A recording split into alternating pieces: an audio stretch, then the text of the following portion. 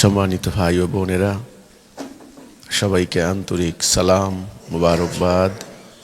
সালামু আলাইকুম রহমতুল্লাহি ওয়া বারাকাতুহু।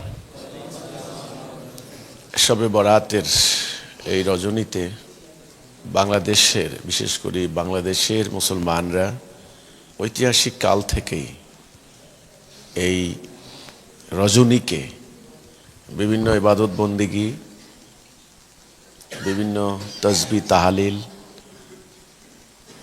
ওয়াজ নসিহত ইত্যাদির মাধ্যমে অতিবাহিত করেন। আমরা ছোটবেলা থেকেই এই দিবসকে নানান দিক থেকে উদযাপন করতাম।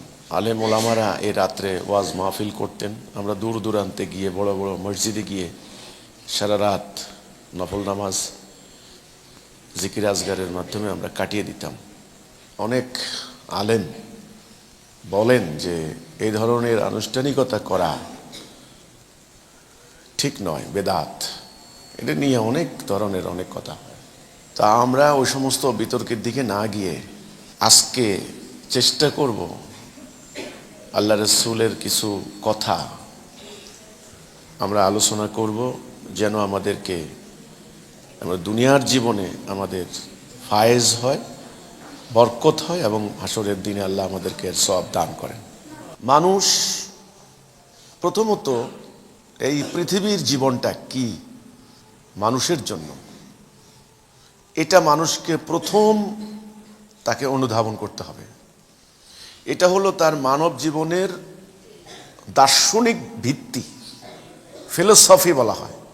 ফিলোসফি তার প্রথম ভিত্তিটাই হবে এটা যে তার জীবনের উদ্দেশ্য কি, তার জীবনটা কি।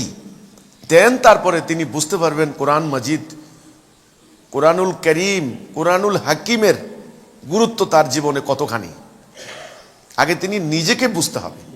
আল্লাহ রাব্বুল আলামিন এই সমস্ত সৃষ্টি জগৎ তিনি একটা এরাদা করলেন, আর উনি বললেন কুন হাও ফায়াকুন, হয়ে গেল। আসমান, জমিন, গ্রহ, নক্ষত্র, বৃক্ষরাজি, পর্বতমালা সব কিছু সৃষ্টি হয়ে গেছে মুহূর্তের মধ্যে। এটা কিন্তু পবিত্র কোরআনে আছে, আল্লাহ 6 দিনে সৃষ্টি করলেন। এখন এই 6 দিনের হিসাবটা এটা কিন্তু জটিল, এটা অনেক কঠিন একটা হিসাব। কোন হিসাবের দিন এটা কেউ বলতে পারছে না। যেমন আমাদের যে দিন রাতের হিসাব, এটা হচ্ছে আমাদের যে সৌরজগতের হিসাব, এটা হচ্ছে আমাদের দিন রাতের হিসাব। এখানে সূর্য উঠে সূর্য অস্ত দেয়, আমাদের এই পৃথিবীটা সূর্যের চারদিকে ঘুরে বৎসরে একবার, আর নিজের অক্ষপথে ঘুরে দুইটা, একটা হচ্ছে কক্ষ আর একটা হচ্ছে অক্ষ, অ্যাক্সিস। নিজে একটা অক্ষর মধ্যে ঘুরে তার 24 ঘন্টা একবার, আর চতুর্দিক থেকে ঘুরে আসতে লাগে তার 365 দিন, 6 ঘন্টা না কত যেন এটা ঘুরে আসে। এই ঘুরে আসার যে চক্কর, এক চক্করে 1 বছর শেষ। তিনি সমস্ত ফেরেশতাদের সামনে এই সাবজেক্টটা উত্থাপন করলেন, এই বিষয়টা বললেন। সূরা বাকারা 30 নম্বর আয়াত, ওয়াইযা ক্বালা রাব্বুকা লিল মালাইকাতি ইন্নী জাইলুন ফিল আরদি খলিফা, আমি এরাদা করেছি পৃথিবীতে আমার খলিফা বানাবো। তারা বলল আপনি এমন কিছু বানাবেন যারা দুনিয়াতে ফাসাদ করবে, সাফাকুদ্দিমা করবে। আল্লাহ বললেন আমি জানি তোমরা জানো না। তিনি বানালেন মাটি দিয়ে।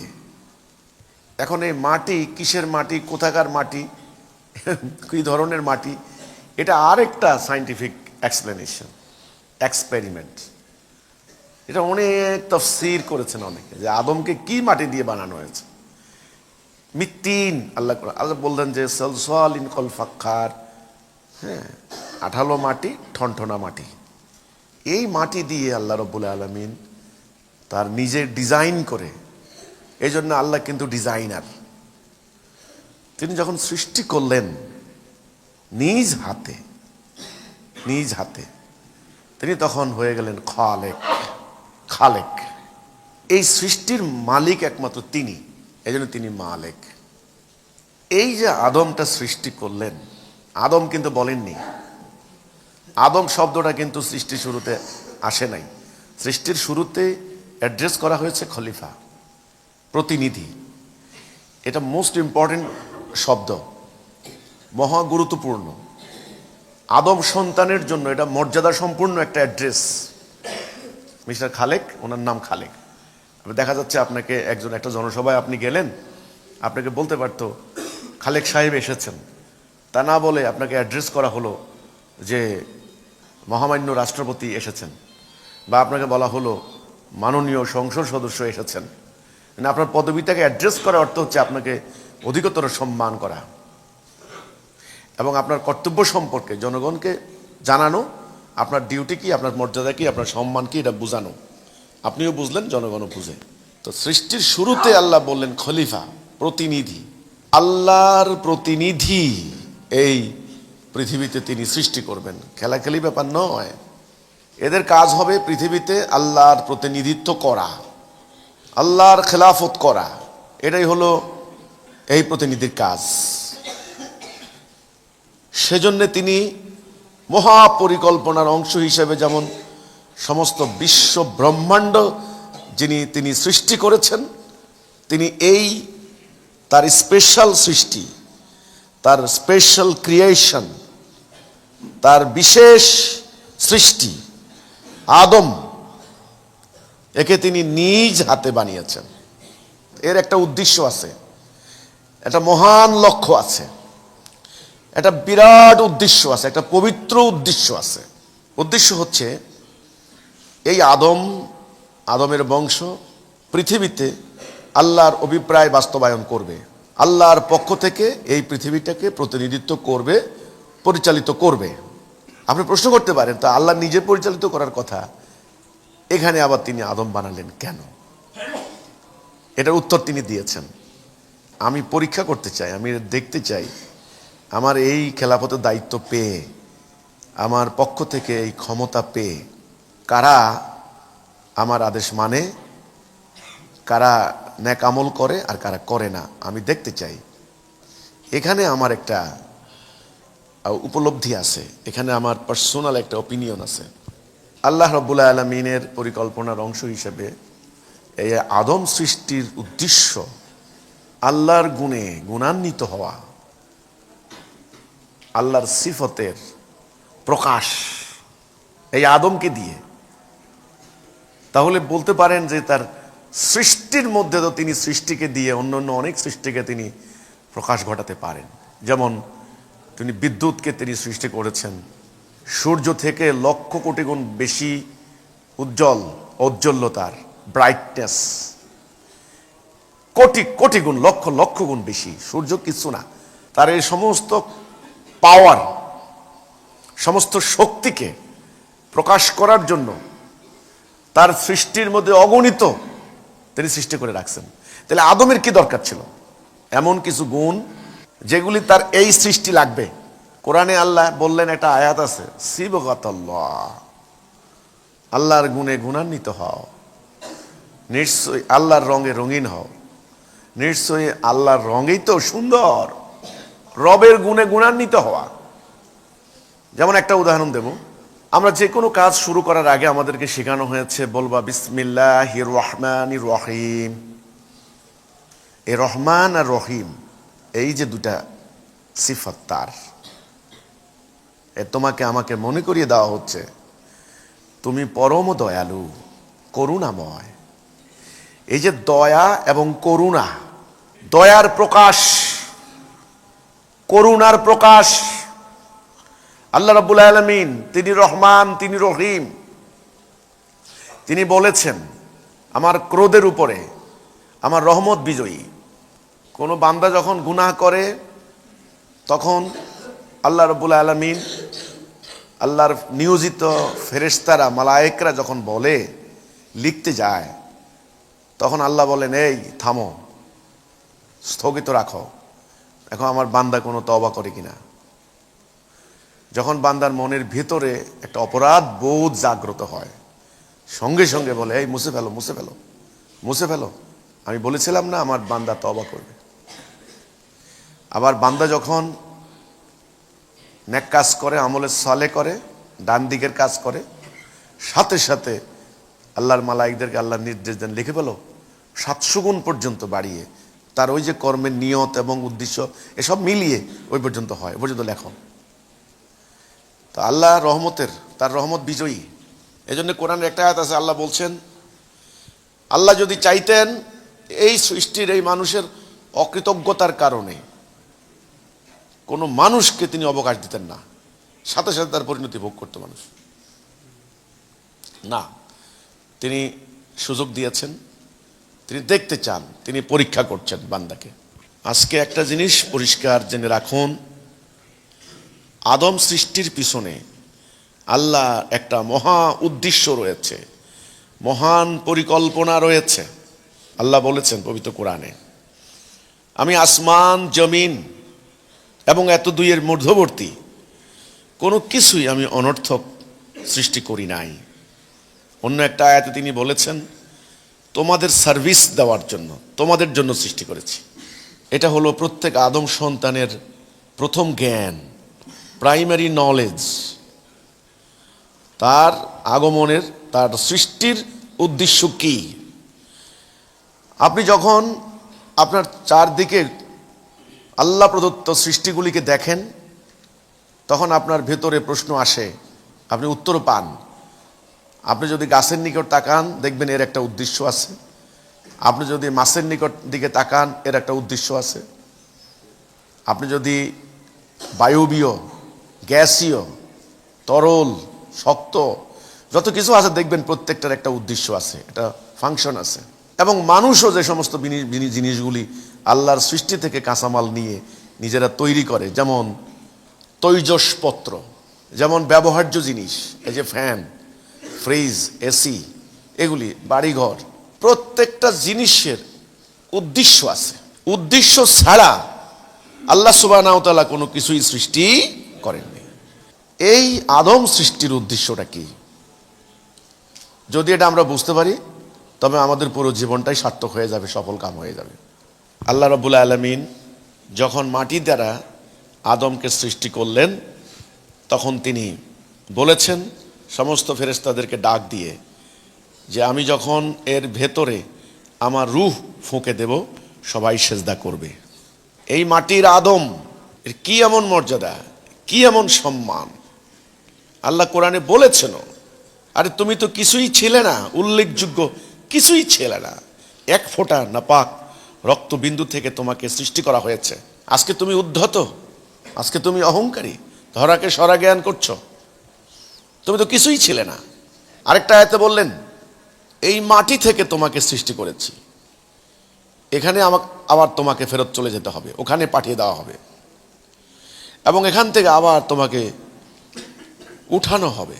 এক হিসাবে মানুষের অহংকার করার কিছু নাই।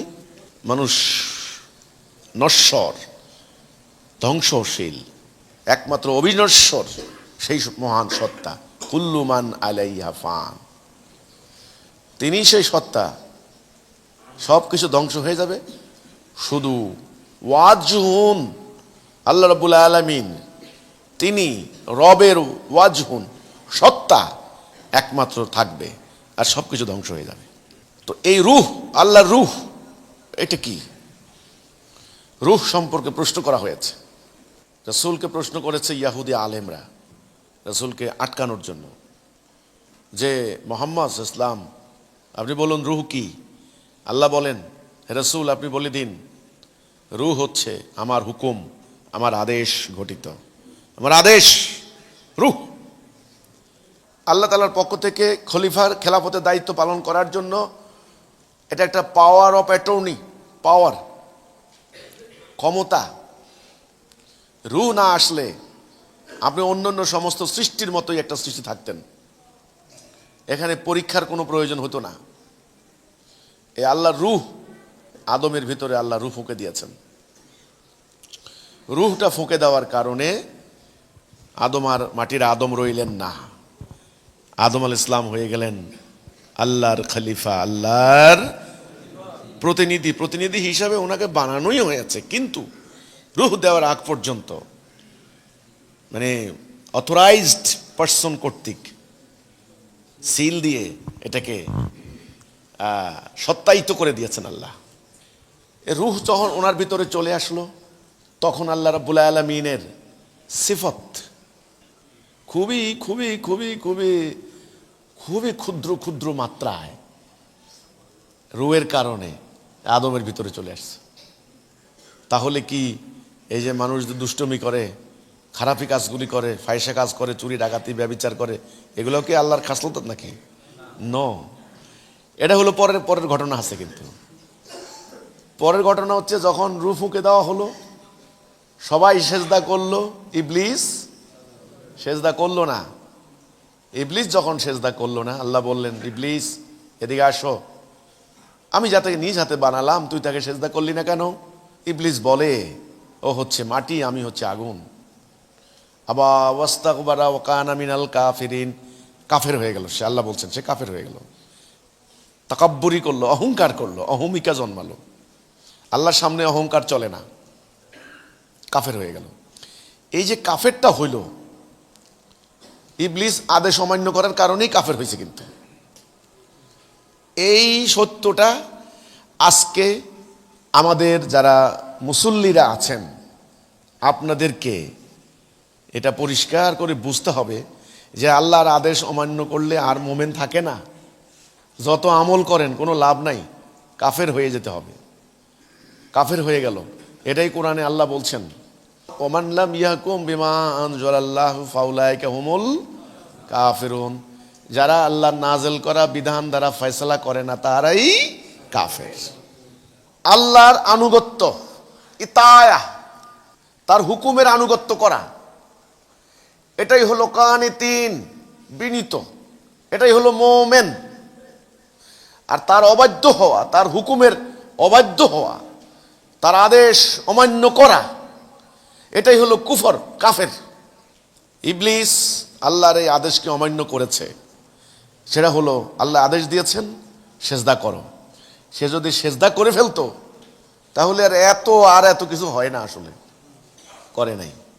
আল্লাহ বললেন, আমি যাকে নিজ হাতে বানালাম, তুই তাকে সেজদা করলি না কেন? ও বলে, ও মাটি, আমি আগুন। অহংকার, এখান থেকে বেরিয়ে যাও। আউযু বিল্লাহি মিনাশ শাইতানির রাজিম, বিতাড়িত, আউট। আমরা বলি এটা, আউযু বিল্লাহি মিনাশ, পানাহ চাই এই বিতাড়িত শয়তানের হাত থেকে, পানাহ চাই, আল্লাহ রক্ষা করো ওর থেকে, ওর ধারে কাছে যাব না। তখন সে বলেছিল যে আল্লাহ আমাকে সুযোগ দাও, আমি একে তোমার পথে থাকতে দেব না, আমাকে সুযোগ দাও। আল্লাহ বললেন, যা, তোকে সুযোগ দিলাম উত্থান দিবস পর্যন্ত, যা। তখন ইবলিস বলে, তুমি দেখবে তোমার অধিকাংশ বান্দাকে আমি নিয়ে গেছি। ইবলিস অধিকাংশ বান্দাকে নিয়ে যাবে কোথা থেকে? সিরাতুল মুস্তাকিম থেকে।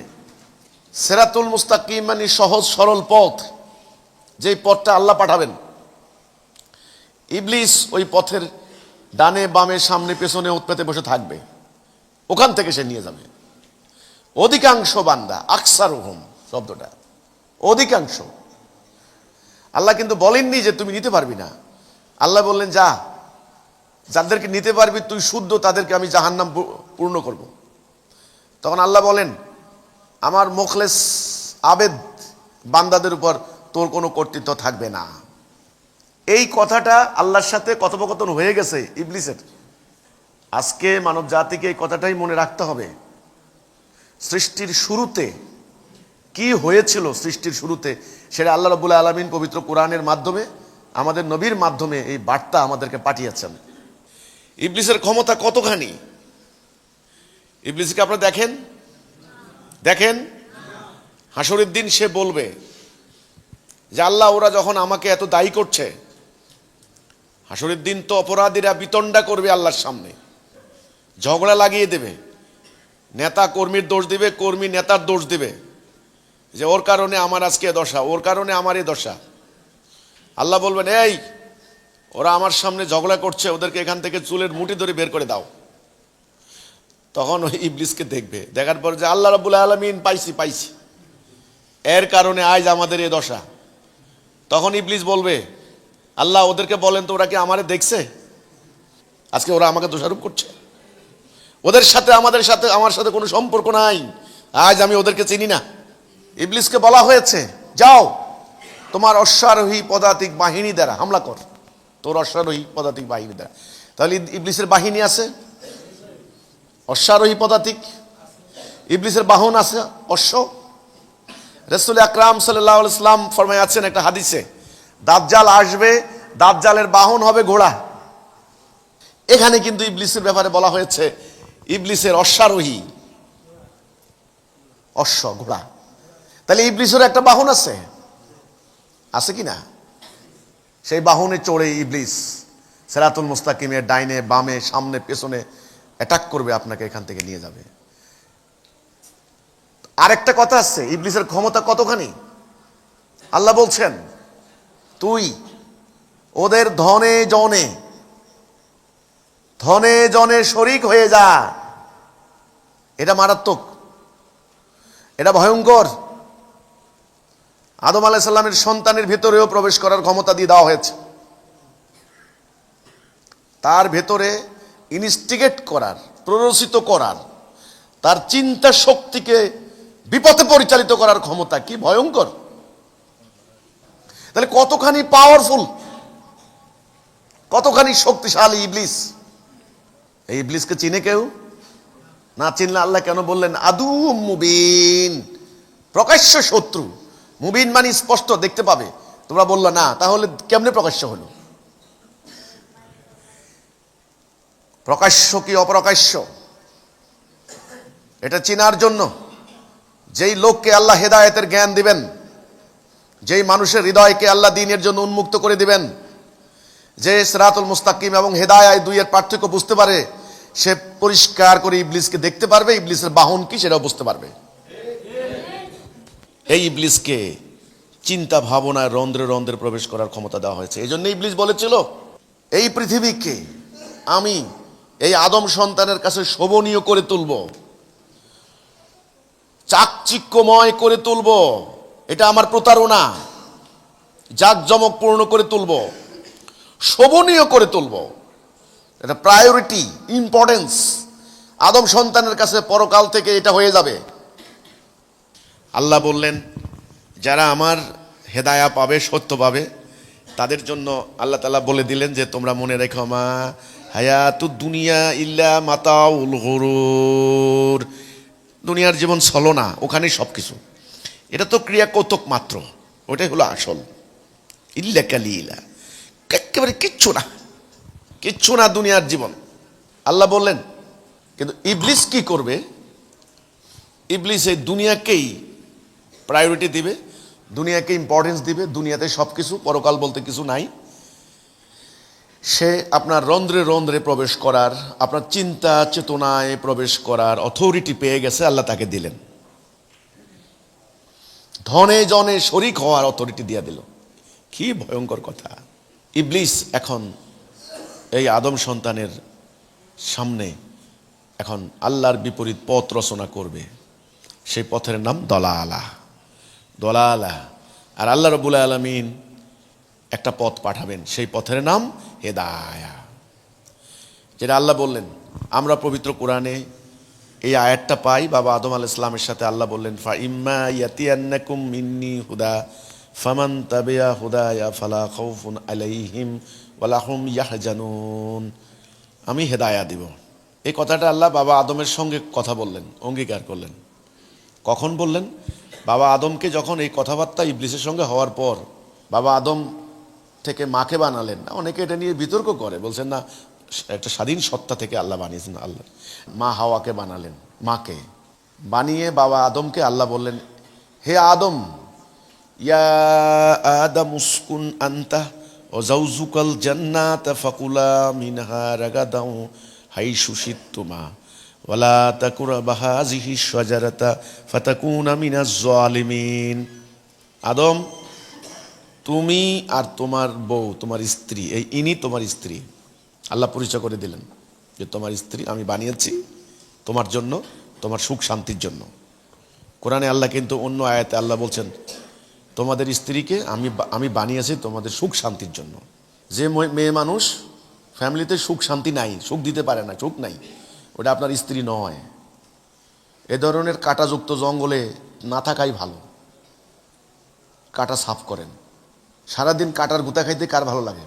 আল্লাহ রাব্বুল আলামিন এই সমগ্র সৃষ্টিকে, প্রধানত আমার অ্যাসেসমেন্ট বা আমার উপলব্ধি, আমার জ্ঞান মতে আমি বলি, এর পাল্টাও কথা থাকতে পারে।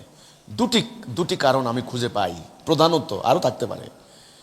প্রথম কারণ, এই সমগ্র সৃষ্টি আদমকে প্রতিনিয়ত তথ্য দিয়ে যাচ্ছে, শিক্ষা দিচ্ছে, ইনফরমেশন দিচ্ছে আল্লাহ সম্পর্কে, আল্লাহ সৃষ্টি সম্পর্কে। এই সৃষ্টিগুলি তথ্য দিচ্ছে, ইনফরমেশন, শিক্ষা, এই সৃষ্টি। দ্বিতীয়ত, এই সমস্ত সৃষ্টি আদমকে প্রতিনিয়ত সার্ভিস দিয়ে যাচ্ছে, আদমের ইবাদত করে যাচ্ছে। এই জন্য আল্লাহ রাব্বুল আলামিন কোরআনে বললেন যে আমি তোমাদের মেয়ে মানুষ সৃষ্টি করেছি যেন তোমরা তাদের কাছে শান্তি পাও। শান্তি যদি না থাকে, ওটা স্ত্রী না। স্ত্রী তার স্বামীর জন্য জান্নাতের দরওয়াজা, না হলে জাহান্নামের দরওয়াজা। দরওয়াজায় যদি আল্লাহ নবী ইব্রাহিম আলাইহিস সালাম ওনার ছেলের ঘর পরিদর্শন করতে গিয়ে যাওয়ার সময় বললেন, দরজার খিলানটা পরিবর্তন করো। ঘরের উদাহরণ দেওয়া হয়েছে। ঘর হলো শান্তির জায়গা, তাই না? ঘরে ঢোকার সময় যদি মাথায় টাক লাগে, এই খিলান রাখবেন নাকি আপনি? এখানে একটুকু বলা বলে আল্লাহ রাব্বুল আলামিন বাবা আদমকে বললেন, এ তোমার স্ত্রী, তোমরা সুখে শান্তিতে থাকো এখানে। শয়তান তো লাগা আছে, ওনাদেরকে সেখান থেকে ওই হুকুমটা ওনারা ভুলে গেলেন। কোরআন বলছেন ওনারা ভুলে গেলেন। সঙ্গে সঙ্গে ওনাদের মনে পড়লো, ওনারা তওবা করলেন। রব্বানা যালামনা আনফুসানা ইল্লাম তাগফির লানা ওয়া তারহামনা লানাকুনান্না মিনাল খাসিরিন। এটা আমি মনে করি প্রত্যেক আদম সন্তান তওবা করা উচিত, প্রতিদিন কয়েকবার। যখনই কোনো ভুল হয়ে যায় তওবা করবে, আদম তওবা করবে। আদম সন্তান, আমাদের ভুল হতে পারে। আদমের নামের আরেকটা অর্থ হচ্ছে ভুল, মিস্টেক। আল্লাহ বলে দিয়েছেন আমি ক্ষমা করে দেব তোমাদের। এই জন্যে আল্লাহর একটা সিফতে আছে আলাদা, গফুর, ক্ষমাশীল, গফুরুর রহিম, গফুরুল ওয়াদুদ, প্রেমময়, ক্ষমাশীল। তিনি গফুর মোমেনের জন্য, কাফেরের জন্য না। ওনারা তওবা করলেন। তওবা করে বাবা আদম, মা হাওয়া, দুইজনকে আল্লাহ ক্ষমা করে দিলেন। ক্ষমা করে বললেন যে ঠিক আছে আদম, তুমি আর এখানে থাকতে পারবে না, এখান থেকে নামিয়া যাও, ওখানে বংশবৃদ্ধি করো, কিছু কালের জন্য তোমাদের জীবিকা রইল, তোমরা পরস্পর শত্রু হিসেবে নামিয়া যাও। শত্রু, কি মারাত্মক ব্যাপার! হ্যাঁ, শত্রু, কিন্তু শত্রু নিয়ে আপনি ঘুমাচ্ছেন ঘরের মধ্যে, সতর্ক নন আপনি। অথচ আল্লাহ কোরআনে বারবার ডাক দিয়ে বলছেন, হে বনি আদম, সতর্ক হও, বি কেয়ারফুল। শয়তান তোমাদের বাবা মাকে বেইজ্জতি করেছে, সে বস্ত্রহরণ করেছে, জান্নাত থেকে বের করে দিয়েছে। ও তোমাদেরকে শান্তি থাকতে দিবে না। লা তাত্তাবিউ খুতুওয়াতিশ শাইতান, শয়তানের এতায়া করবা না, সাবধান। আমি তোমাকে পথ দিয়েছি, হাজা সিরাতাল মুস্তাকিম, এই সোজা পথ। ফারবুদুনি, সুতরাং আমার ইবাদত করো, ওর ইবাদত করবা না। ও আমার থেকে চ্যালেঞ্জ দিয়েছে। ফাইম্মা ইয়াতিয়ান্নাকুম মিন্নি হুদা ফামান তাবিআ হুদায়া ফালা খাউফুন আলাইহিম ওয়ালা হুম ইয়াহজানুন। আমি হেদায়া দিয়েছি, যারা এই হেদায়ার এতায়া করবে তাদের কোনো ভয় নাই, তাদের কোনো চিন্তা নাই। এই হেদায়াটা সিরাতুল মুস্তাকিম, এটা চিনা, চিনে নেওয়া, জেনে নেওয়া, এটা হলো পরম ভাগ্যের ব্যাপার। এটা চিনার পরে সেটা অবলম্বন করা, সিরাতুল মুস্তাকিম। তাহলে হেদায়া শব্দের অর্থ হচ্ছে সঠিক পথ নির্দেশনা, রাইট ডাইরেকশন, সঠিক পথ। সঠিক পথটা কেন আসলো কথাটা? গন্তব্যে যাওয়ার জন্য সঠিক পথ। আমাদের গন্তব্য কোথায়? জান্নাতে। লক্ষ্য কোথায়? জান্নাতে, এবং এই পৃথিবীতে শান্তিতে বসবাস করা। এই হলো আমাদের লক্ষ্য, এই হলো আমাদের গন্তব্য। তো এটার জন্য একটা পথ লাগবে না? সেই পথ হচ্ছে আল্লাহ দিয়েছেন। এই আল্লাহর দেওয়া পথের নাম হেদায়া। এটাই হলো সিরাতুল মুস্তাকিম, সহজ পথ। আল্লাহ বলছেন আমি যে রাস্তাটা দিলাম তোমাকে, এই রাস্তাটা মুস্তাকিম, এটা সরল, এটা স্ট্রেইট, এতে কোনো বক্রতা নাই। আর ইবলিস একটা পথ তৈরি করবে, এটা হলো দলালা, বক্র পথ, ভুল পথ। এই হচ্ছে আমার প্রথম কথা, যে আপনি কোরআন আজকে শবে বরাতের এই রাত্রিতে আলোচনা করা হবে, কিন্তু একটা মানুষের জন্য পবিত্র কোরআন কতখানি গুরুত্বপূর্ণ, আল্লাহর এই কিতাব কতখানি মহা গুরুত্বপূর্ণ, সেটার অনুধাবন করতে হলে আপনার জীবনের উদ্দেশ্য কি, আপনার জীবনের লক্ষ্য কি, আল্লাহ আপনাকে কেন সৃষ্টি করেছেন, সৃষ্টির উদ্দেশ্য কি, তাৎপর্য কি, সেই উদ্দেশ্য হাসিল আপনি কিভাবে করবেন ইত্যাদি জানার জন্য, বোঝার জন্য আল্লাহ রাব্বুল আলামিনের পক্ষ থেকে যে মেসেজ, যেই বার্তা আল্লাহ পাঠিয়েছেন, ওটাই হলো রিসালাত। আর এই রিসালাত দিয়ে যাকে পাঠিয়েছেন তিনি হচ্ছেন রাসূল। সেজন্য আল্লাহ বলছেন, ওয়াল্লাযী আরসালা রাসূলাহু বিল হুদা ওয়া দীনিল হক লিইয়ুযহিরাহু আলা দ্বীনি কুল্লিহি। অন্য সমস্ত দ্বীনের উপরে আল্লাহর দেওয়া এই হেদায়া এবং সত্য দ্বীন, এটাকে প্রতিষ্ঠা করার জন্য আল্লাহ রাব্বুল আলামিন নিজের নবী পাঠিয়েছেন, রাসূল পাঠিয়েছেন হেদায়া এবং সত্য দ্বীন দিয়ে। তাইলে হেদায়াটা কি এটা ভালো করে বুঝতে হবে, এটা বুঝতে হবে জ্ঞান দ্বারা, জ্ঞান দ্বারা। এবং সত্য দ্বীন কি এটাও বুঝতে হবে জ্ঞান দ্বারা। এই জ্ঞান হাসিল করা, এটা হলো প্রথম কাজ। এই যে বুঝা হেদায়া কি, কেন, কি জন্য, এটার নাম আকীদা। এটার নাম কি? আকীদা। কাজেই জ্ঞান দ্বারা বুঝতে হবে। কোনো বস্তু হলে চোখ দ্বারা দেখতে হবে যে এই বস্তুটার উদ্দেশ্য কি, পারপাস কি, এটার ফাংশনিং কিভাবে করে। এই যে বুঝাটা, এটা হলো আকীদা। আর যদি জ্ঞানের বিষয় হয়, সেটা হলো নিজের জ্ঞান দ্বারা বুঝা। কোনো বিষয় হলে, কোনো সাবজেক্ট হলে। তাহলে হেদায়াটা কি? হেদায়া হলো আল্লাহর দেওয়া পথ। এখন এই পথটা কেমন, কি রকম, এটা জ্ঞান দ্বারা বুঝতে হবে।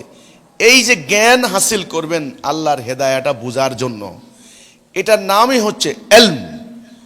যেই এলেমটার কথা আল্লাহ বললেন, আল্লাহ কিন্তু আলেম। আল্লাহ নিজে বলেছেন, আল্লাহু আলিমুল গায়ব বিজাতিস সুদূর, তিনি গায়েবের এলেম জানেন। আল্লাহ আলেম। এই এলেমটা যারা হাসিল করবে তারাও আলেম, তবে আল্লাহ হলেন আসল আলেম, আর আমরা হলাম ক্ষুদ্র ক্ষুদ্র ক্ষুদ্র ক্ষুদ্র আলেম। যারা এই জ্ঞানটা হাসিল করবে তারা আলেম। কথাটা বুঝতে হবে কিন্তু। তাহলে কিসের আলেম? স্রষ্টা সম্পর্কে, আল্লাহ সম্পর্কে আলেম, আল্লাহর সৃষ্টির সম্পর্কে আলেম, সৃষ্টির কার্যকারিতা কেমনে, কিভাবে, কার সাথে কার সম্পর্ক, রিলেশনস, এই সম্পর্কে জ্ঞান, এটাকে বলে বিজ্ঞান, সায়েন্স, আলেম। এবং আল্লাহর পথে চলার জন্য যেই পথ, যেই রাস্তা আল্লাহ দিয়েছেন, সেটা চিনা, জানা, বুঝা, এটা হলো আলেম। এই টাকার যারা জ্ঞান হাসিল করেন তারা হলেন আলেম। এই আলেমের আলেম অর্জন করা সারা রাত্রি, ওই যে আলেম নাই, নিরক্ষর, তার ইবাদত করা সমান, আর এর ঘুমজাউনের সমান। হাদিসে আছে, এমনি এমনি তো না। আলেম কিন্তু খুব মারাত্মক জিনিস। এলেম হাসিল করতে হলে কতগুলি শর্ত আছে। এলেম হাসিল করতে হলে লাগবে একাগ্রতা, সাধনা, ধৈর্য, স্থৈর্য, পারসিভিয়ারেন্স। ওই এটা না হলে কিন্তু এলেম হাসিল হবে না। দেখবেন যে স্টুডেন্ট লেখাপড়ার দিকে কোনো মনোযোগ নাই, অমনোযোগী, কোনো রকম পাশ করার জন্য তাকে জোর করে, বাধ্য করে মাস্টার মুন্সি রেখে, ওর দিয়ে বেশি কিছু হয় না, আসলে খুব ভালো কিছু হয় না। আর যেটা নিজেকে সাধনা করে, নিয়োজিত করে, নিজের থেকে এলেম হাসিল করার চেষ্টা করে, এটা একটা অনুসন্ধানের মতো, খনির মতো। আপনি যখন স্বর্ণের খনিতে যাবেন, হীরার খনিতে যাবেন, দেখবেন অনেক সময় ঘুরতে ঘুরতে ঘুরতে ঘুরতে টনকে টনকে মাটি খোঁড়া হয়ে গেছে, পাথর খোঁড়া হয়ে গেছে, কিন্তু এতটুকুও পাচ্ছেন না। হতাশ হওয়া যাবে না, নিরাশ হওয়া যাবে না, কারণ আপনি অনুসন্ধানকারী, আপনি পাবেনই, কোনো না কোনো সময় পাবেনই। এই যে লক্ষ্যে পৌঁছানোর জন্য এলেম হাসিল করা, এদেরকে বলা হয় আলেম। আর এলেম অর্জন করার টাইমে এদেরকে বলা হয় তালাশ করে, যারা তালাশ করে, এরা আবার তলেবে এলম, তালেবান। আমরা বলি না তলেবান, তলেবে এলম, এলেম তালাশকারী, এলেম খুঁজে, যারা খুঁজে, অনুসন্ধান করে, দেখে। তো এই এলেমটা মোস্ট ইম্পর্টেন্ট। কিসের এলেম? আল্লাহ দেওয়া পথ, হেদায়া, সিরাতুল মুস্তাকিম। এটা কি রকম, এটা জানা, এটা বুঝা, এটা হলো আপনার প্রথম এলেম, এটা লাগবেই। তো এই জন্য পবিত্র কোরআনের এই গুরুত্ব এখানে, যে পবিত্র কোরআনে আল্লাহ রাব্বুল আলামিন তথ্য দিয়েছেন, ইনফরমেশন দিয়েছেন রাসূলের মাধ্যমে। একজন বার্তাবাহক, পবিত্র বার্তাবাহক, যাকে বলা হয় জিবরাইল আমিন, বিশ্বস্ত বার্তাবাহক, বিশ্বস্ত রূহ, রুহুল কুদ্দুস, পবিত্র রূহ, পবিত্র আত্মা, নাম দাও বলুন, জিবরাইল আলাইহিস সালামের বহুত নাম আছে। এটার মাধ্যমে, এই মেসেঞ্জারের মাধ্যমে, কারণ রাষ্ট্রীয় গুরুত্বপূর্ণ বার্তা, যেমন ধরুন আমেরিকার প্রেসিডেন্ট বাংলাদেশের ইন্টারিম গভর্নমেন্টের মানে সরকারের প্রধানের কাছে একটা বার্তা দিলেন, এ যাত্রার কাছে দিয়ে দিবেন নাকি?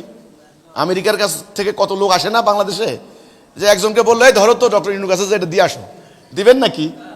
করে বাপরে বাপ, রাষ্ট্রীয় অথরিটি, অথরাইজড পারসন, পাওয়ারফুল একজন ক্ষমতাপ্রাপ্ত ব্যক্তি, অত্যন্ত সুরক্ষিত যার কাছে, সেই মানুষের কাছে বার্তাটা দেওয়া হবে। এই জন্য জিবরাইল আমিনের কাছে আল্লাহ বললেন সুরক্ষিত, বিশ্বস্ত, পবিত্র এই বার্তাবাহকের কাছে আমি দিয়েছি, আমার এই দুনিয়াতে যিনি বার্তাবাহক আছেন রসুল, ওনার কাছে পৌঁছায় দিয়ে আসো। কোরআনে আল্লাহ একটা আয়াতে বললেন, কোনো মানুষের এই সাধ্য নাই, মর্যাদা নাই যে আমি তার সাথে কথা বলবো হিজাব ব্যতীত। হিজাব মানে অন্তরাল, আড়াল, এটাকে বলা হয় হিজাব। পর্দা কয় না, এই হিজাব। তিনি মুসা আলাইহিস সালামের সাথে কথা বলেছেন, কিন্তু একটা হিজাব ছিল।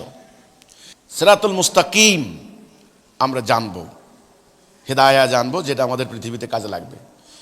এখন দুনিয়াতে আমাদের জীবনের উদ্দেশ্য আমরা বুঝতে পারি। আমাদের প্রথম উদ্দেশ্য হচ্ছে, আমরা এই দুনিয়াতে একদিকে আমাদের বেঁচে থাকতে হবে, আমাদেরকে সুস্থ থাকতে হবে, আমাদেরকে পানি খেতে হবে, খাবার খেতে হবে, প্রোটিন খেতে হবে, ভিটামিন নিতে হবে, আমাদেরকে অক্সিজেন গ্রহণ করতে হবে, কার্বন ডাই অক্সাইড বের করতে হবে, আমাদেরকে নিয়ম নীতি শৃঙ্খলা অনেক কিছু মানতে হবে, এবং সেটা মানার জন্য আমাদেরকে জ্ঞান অর্জন করতে হবে, স্বাস্থ্য জ্ঞান, প্রযুক্তি জ্ঞান, কৃষি জ্ঞান, অর্থাৎ দুনিয়াতে বেঁচে থাকার জন্য যেটা আমাদের, এটা জ্ঞান অর্জন করতে হবে, এটা এলেম বা জ্ঞান। ওকে, কিন্তু মনে রাখতে হবে, দুনিয়াতে আমি কেন বেঁচে থাকবো, এটা হলো চূড়ান্ত প্রশ্ন। সেই কেনর উত্তর হচ্ছে, আপনি আল্লাহর খলিফা, আল্লাহর প্রতিনিধি। এই পৃথিবীতে আল্লাহর অভিপ্রায়, আল্লাহর প্রতিনিধিত্ব করাই হচ্ছে আপনার সৃষ্টির উদ্দেশ্য। আপনি আল্লাহর প্রতিনিধিত্ব করবেন, আল্লাহর খেলাফত করবেন। আল্লাহর খেলাফতের জন্য আপনাকে যেমন জীবন ধারণ করতে হবে, তেমনি আল্লাহর পক্ষ থেকে হেদায়া পেতে হবে, সঠিক পথ পেতে হবে। এই সঠিক পথ, এই পথের নাম হচ্ছে সিরাতাল মুস্তাকিম। সেটাই হচ্ছে লা ইলাহা ইল্লাল্লাহ, লা ইলাহা ইল্লাল্লাহ। এই জন্য এই বাক্যটা মহাপবিত্র, এই বাক্যটা মোস্ট ইম্পর্টেন্ট।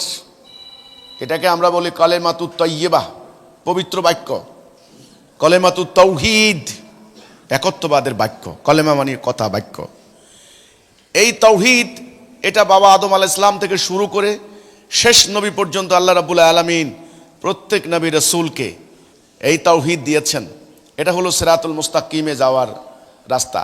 আমরা আবারও বলছি, আমাদের সামনে এখন রাস্তা কিন্তু দুটি।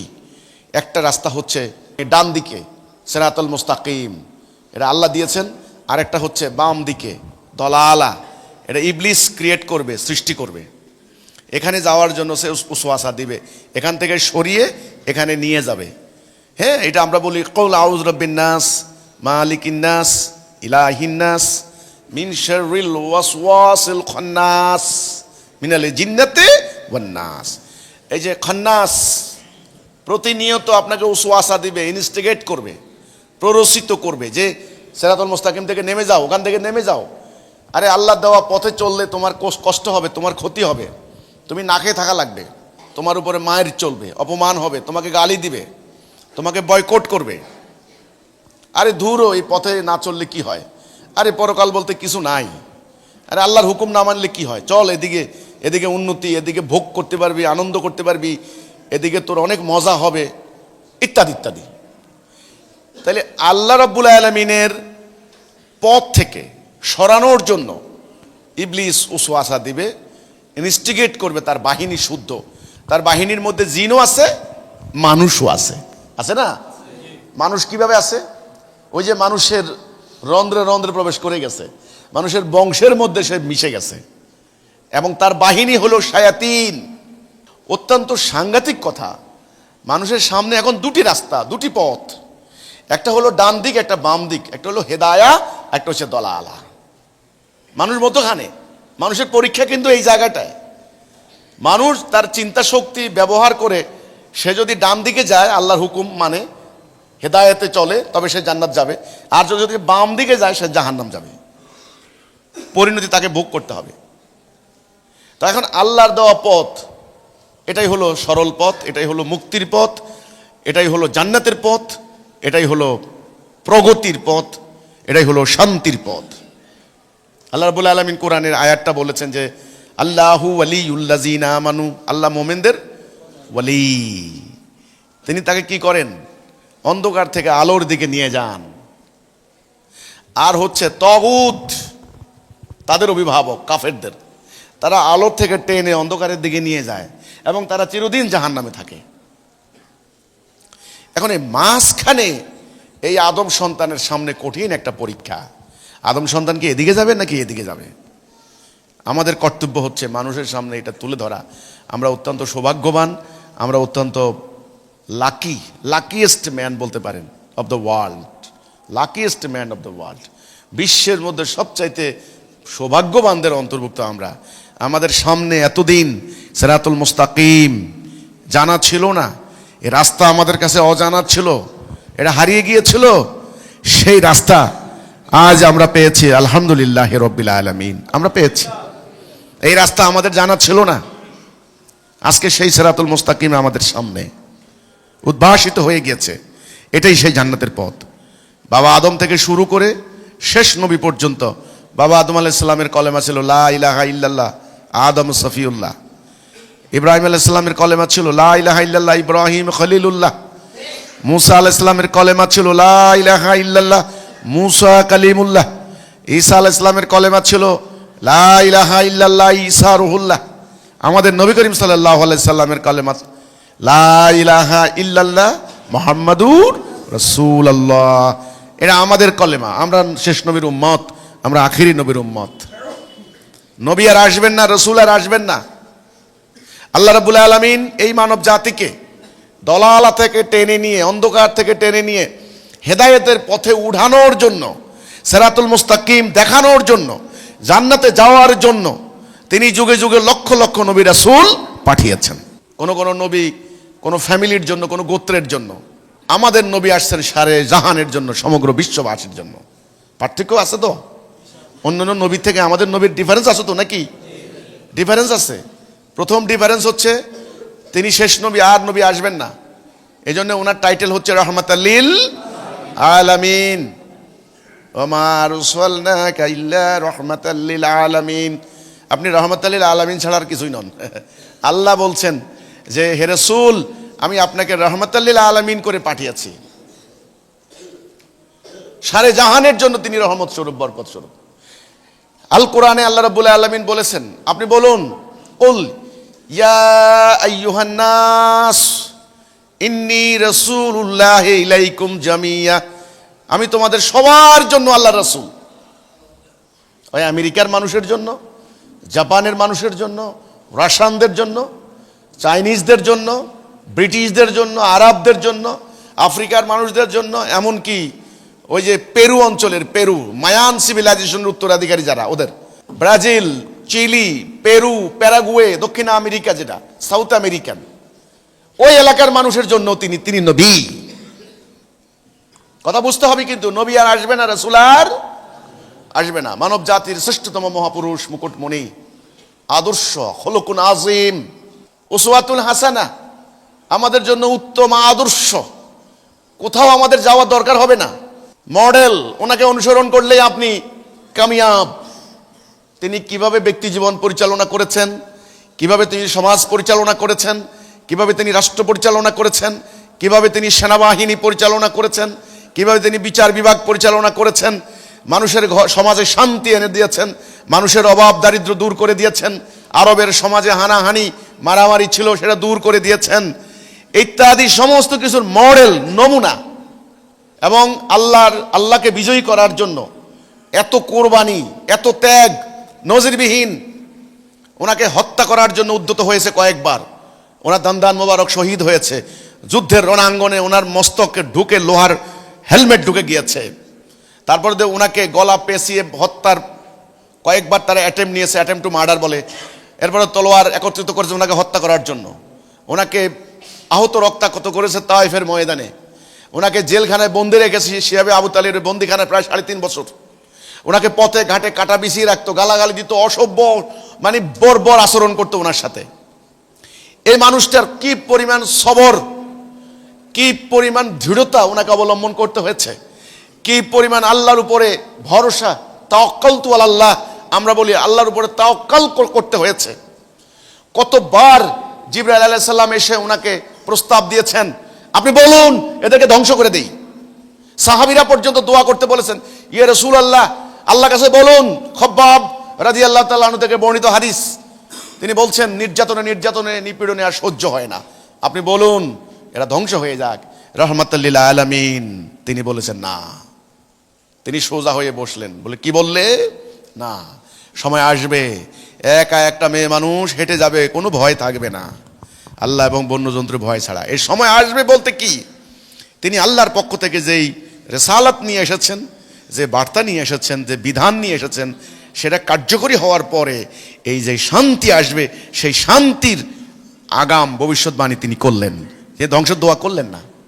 জিবরাইল আলাইহিস সালাম এসে যখন ওনাকে বললেন এই যে তায়েফের ময়দানে, যে আপনি বলুন এই 2 পাহাড় ওদের উপর চাপিয়ে দেই, তিনি বললেন আল্লাহ আমাকে তুমি ধৈর্য দাও, সবর দাও। এদেরকে ধ্বংস করে দিলে হেদায়েত পাবে কে?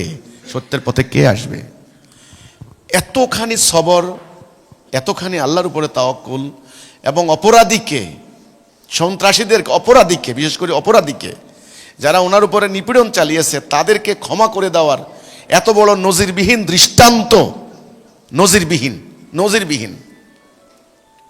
তো আল্লাহ তাআলার বাছাইতে কি ভুল হয়েছে? এই জন্য আল্লাহ রাব্বুল আলামিন সর্বোত্তম মানুষটিকে বাছাই করলেন। সেজন্য আল্লাহ সুবহানাহু ওয়া তাআলা ওনাকে স্পেশালি দাওয়াত দিয়ে মেরাজের পবিত্র রজনীতে ওনাকে দিদার দিলেন, সাক্ষাৎ দিলেন, কথা বললেন।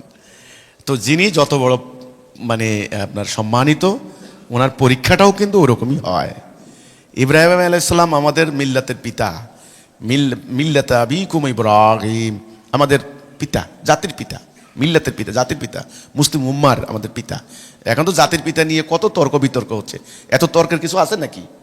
আমাদের মিল্লাতের পিতা ইব্রাহিম আলাইহিস সালাম, কাজেই ওনাকে আল্লাহ রাব্বুল আলামিন যেমন মর্যাদা দিয়েছেন তেমন অনেক পরীক্ষাও নিয়েছেন ওনার উপরে।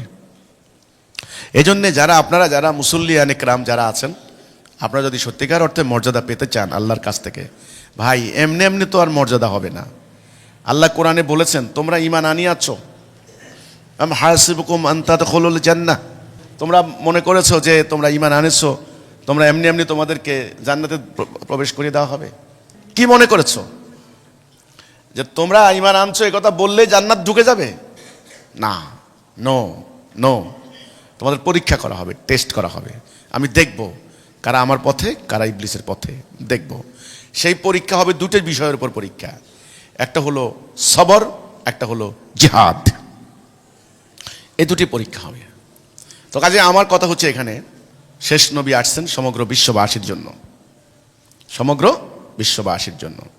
তিনি বিশ্ব নবী, তিনি শেষ নবী, তিনি খাতামুন নবী। ওনার উপরে যে কিতাব নাজিল হয়েছে, এই কিতাব,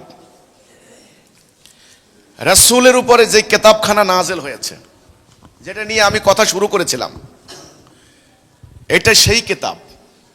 লা রাইবা ফি হুদাল লিল মুত্তাকিন, এতে কোনো সন্দেহ নাই, মুত্তাকিদের জন্য হিদায়াত। এই মহাগ্রন্থ, এটা হলো মানব জাতির শেষ জীবন বিধান। আর কিতাব আসবে না বলে আল্লাহ নিজেই সংরক্ষণের দায়িত্ব নিয়েছেন। যেদিন শেষ আয়াতটি নাজিল হয়, যারা হাদিস কালেকশন করেছেন তারা বলেছেন শেষ আয়াতটা হচ্ছে এরকম, আল ইয়াউমু আকমালতু লাকুম দীনাকুম, আজকের এই দিনে কামেল করে দিলাম, পূর্ণ করে দিলাম দিনকে। আমার নিয়ামতকে পূর্ণ করে দিলাম। ইন্নাদ দীন ইনদাল্লাহিল ইসলাম, আল্লাহর নিকট একমাত্র গ্রহণযোগ্য, কবুলযোগ্য, অ্যাকসেপ্টেবল দিন হবে ইসলাম। ইসলাম ব্যতীত আমি অন্য কিছু নেব না। গায়রা দীনা, অন্য কোনো দিন আমি নেব না, আমি একমাত্র ইসলাম নেব। তো এই রাসূলের উপরে যে কিতাবটা নাজেল হয়েছে, এই কিতাব সম্পর্কে আমাদের ধারণা থাকতে হবে এটা আধুনিক যুগের সঙ্গে সঙ্গতিপূর্ণ। এটা কোনো ওই যে আজ থেকে ১৫০০ বছর আগে আরব সমাজে চলেছে, আধুনিক যুগে এটা চলবে না। অথবা আরবের জন্য ঠিক আছে, আমেরিকার সমাজে চলবে না। ব্যাপারটা কি এমন? ন, এজন্য এটা প্রাকৃতিক নিয়মের উপর এর বিধানগুলি রচিত হয়েছে। দিনুল ফিতরা, প্রাকৃতিক দিন। এটা বক্রতা মুক্ত, স্ববিরোধিতা মুক্ত। আল্লাহ এখানে এক কথা বলছেন, ওখানে আরেক কথা বলছেন। নো নো, এটা বক্রতা মুক্ত, এটা প্রাঞ্জল, এটা সরল, এটা সিম্পল। এই আয়াতগুলিকে আল্লাহ দুই ভাগে ভাগ করেছেন, আয়াতুম মুহকাম, আয়াতুম মুতাশাবিহ। মুহকাম মানে হলো হুকুম হাকাম সম্বলিত স্পষ্ট আয়াত, দ্ব্যর্থহীন আয়াত, যেটা পড়লে আপনি পরিষ্কার বুঝতে পারবেন আল্লাহ তাআলা কি বলেছেন। আলাদা তাফসীরের কোনো প্রয়োজন নাই। তিনি বলেছেন আমি তাফসীর শুদ্ধ নাজিল করেছি, আহসানা তাফসীর, আহসানা তাফসীর, সুন্দর তাফসীর শুদ্ধ আমি দিয়েছি। এটা বক্রতা মুক্ত, এটা জটিলতা মুক্ত, কুটিলতা মুক্ত, এটা স্থান কালের দ্বারা আবদ্ধ নয়।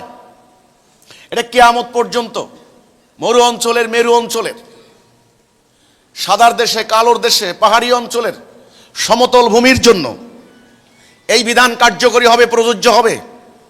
যারাই এর হুকুম বিধান মানবে, ফলো করবে, অনুসরণ করবে, তারাই সুখে থাকবে, শান্তিতে থাকবে। এটার নাম ইসলাম। তাহলে শেষ নবীর উপরে যেই কিতাবটা নাজেল হয়েছে, কিতাবের বৈশিষ্ট্য বুঝছেন কিনা ব্যাপারটা? এটা বুঝতে হবে এটা কি, জিনিসটা কি।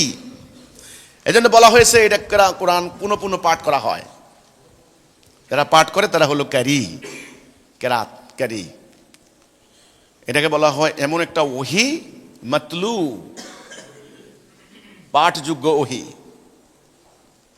এটাকে আল্লাহ রাব্বুল আলামিন আয়াত বলে উল্লেখ করেছেন। আয়াত, আয়াত মানে চিহ্ন, সাইন, সিগনেচার, অলৌকিক, আলটিমেট মিরাকল, চূড়ান্ত অলৌকিক। আল্লাহ চ্যালেঞ্জ দিয়েছেন। তারা বলে এর আয়াতগুলি প্রাচীন গল্প কাহিনী, উপকথা, মিথ, ইংরেজিতে বলে মিথ। বিশ্ববিদ্যালয়ে পড়ায় মাইথোলজি। মিথ মানে ও অতীত কালের, পুরনো কালের মানুষের গল্প কাহিনী, কল্প কাহিনী, উপকথা। তারপরে হলো পৌরাণিক কথা। আসলে কেউ কোনোদিন এটার বাস্তবতা দেখে নাই, এগুলি বলে মিথ, গল্প কাহিনী। তারা বলে এটা পুরনো কালের গল্প কাহিনী। তারা বলে মুহাম্মদ সাল্লাল্লাহু আলাইহি ওয়াসাল্লাম এটা রচনা করেছেন। তখন আল্লাহ চ্যালেঞ্জ দিয়ে বলছেন তাদেরকে বলো এর মতো একটা সূরা বানিয়ে নিতে। তারা সকলে মিলে চেষ্টা করতে বলো, সকলে মিলে চেষ্টা করতে বলো। এই চ্যালেঞ্জ কি মনে করেন? কিয়ামত পর্যন্ত ধরুন যদি কেউ একটা সূরা বানিয়ে ফেলতো, তাহলে তো আল্লাহর চ্যালেঞ্জের অসারতা হয়ে যেত না? কিন্তু না, পারেনি। আপনারা কি মনে করেছেন চেষ্টা কি কেউ করেনি? চেষ্টা করেছে, প্রচেষ্টা হয়েছে। এই আয়াতের বিরুদ্ধে প্রোপাগান্ডা রটিয়েছে, ছড়িয়েছে। কিন্তু আল্লাহ রাব্বুল আলামিন তিনি নিজ মহিমায়, নিজ গুণে এর পবিত্রতা রক্ষা করেছেন। তাহলে এই কোরআন পবিত্র, বক্রতা মুক্ত। এই হচ্ছে সেই কোরআন। এখন এটা আল্লাহর হুকুম বিধানের সমষ্টি। রাসূল আকরাম সাল্লাল্লাহু আলাইহি ওয়াসাল্লাম, এই কোরআন কি একসাথে নাজিল হয়েছে? না, ধীরে ধীরে ধীরে ধীরে বিভিন্ন ঘটনার পরিপ্রেক্ষিতে। হেরা গুহা থেকে শুরু হলো, কখনো স্বপ্নযোগে, কখনো রণাঙ্গনে, কখনো ওনার নিজের হুজরাতে ছিলেন ওই টাইমে, কখনো সালাতের টাইমে, কখনো কখনো বিভিন্নভাবে ঘটনার পরিপ্রেক্ষিতে। কখনো সাহাবীরা প্রশ্ন করেছেন ওটার আলোকে, কখনো ইয়াহুদিরা প্রশ্ন করেছে ওটার আলোকে। বিভিন্নভাবে বিভিন্ন ঘটনার পরিপ্রেক্ষিতে স্থান কাল পাত্র ভেদে ধীরে ধীরে ধীরে ধীরে এই আয়াত নাজেল হয়েছে। কখনো এক আয়াত, কখনো 10 আয়াত, কখনো পুরো একটা সূরা নাজেল হয়ে গেছে। আয়াত নাজেল হওয়ার টাইমে রাসূলুল্লাহর কি পরিস্থিতি হয়েছে সেগুলো হাদিসে বর্ণনা এসেছে। ওনার অনেক কষ্ট হতো, কারণ ভারী জিনিস তো, অনেক সাংঘাতিক জ্ঞান, ইলমে লাদুনি, যেটা আল্লাহর পক্ষ থেকে আসছে, সাংঘাতিক ব্যাপার স্যাপার এটা। রাসূলের উপরে যখন নাজেল হতো তখন ওনার মানে শরীরের কি অবস্থা হতো সেটার বর্ণনাও আসছে। ওনার ঘাম ছুটে যাইতো। এই মহাপবিত্র গ্রন্থ, এটা আল্লাহ রাব্বুল আলামিন মানব জাতিকে দিলেন। প্রথম তিনি অনেক কষ্ট করতেন, এটাকে বারবার তিনি মুখস্থ করতেন। পরে আল্লাহ নিশ্চিত করলেন যে আপনি ভুলবেন না, আপনি আর ভুলবেন না।